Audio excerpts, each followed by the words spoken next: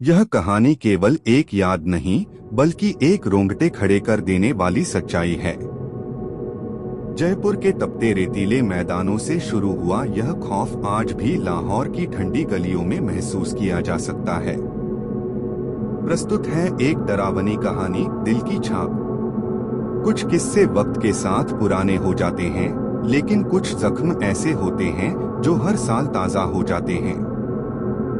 यह वाकया मेरे सगे मामू नईम भाई का है। मेरी वालिदा माँ जब यह कहानी सुनाती हैं, तो आज भी उनकी आवाज कांपने लगती है। यह कहानी हमें सिखाती है कि कभी कभी जिज्ञासा, क्यूरियोसिटी, मौत के दरवाजे तक ले जा सकती है। शाम का धुंधलका और वह वीरान जगह। कराची आने से पहले हमारा खानदान जयपुर में बसा था। नईम भाई उन दिनों 17 से 18 साल के थे और छुट्टियों में अपने दोस्तों के साथ गांव आए थे। शहर के लड़कों के लिए गांव एक पिकनिक की तरह था। खेतों में घूमना, बागों से फल तोड़ना और तालाब में नहाना, यही उनकी दिनचर्या थी। एक शाम वे घूमते घूमते बस्ती से काफी दूर एक ऐसे वीराने में निकल गए जहां सन्नाटा भी शोर मचा रहा था। सूरज ढल रहा था और आसमान का रंग खून जैसा लाल हो गया था। तभी उन्हें दूर झाड़ियों के पीछे एक टूटी फूटी सड़ी हुई सी झुग्गी नजर आई। खिड़की से झांकता मौत का मंजर।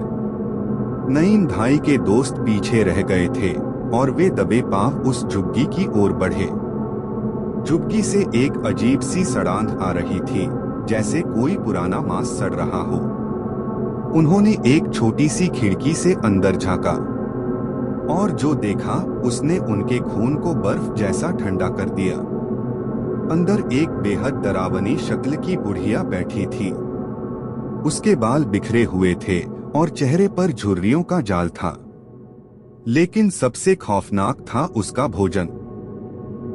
वह बुढ़िया बड़े चाव से कुछ चबा रही थी। नईम भाई ने गौर से देखा तो उनकी चीख गले में ही फंस गई। वह एक इंसान का कच्चा, खून से लथपथ दिल था। नफरत और डर के मारे नईम भाई को जोर की उल्टी आ गई और बस वहीं सब गड़बड़ हो गया।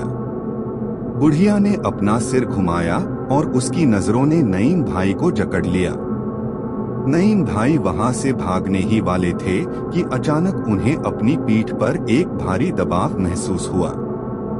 जैसे ही उन्होंने पीछे मुड़कर देखा, वही बुढ़िया उनके ठीक पीछे खड़ी थी। उसने अपना खून से सना हाथ नईम भाई की पीठ पर जोर से मार दिया।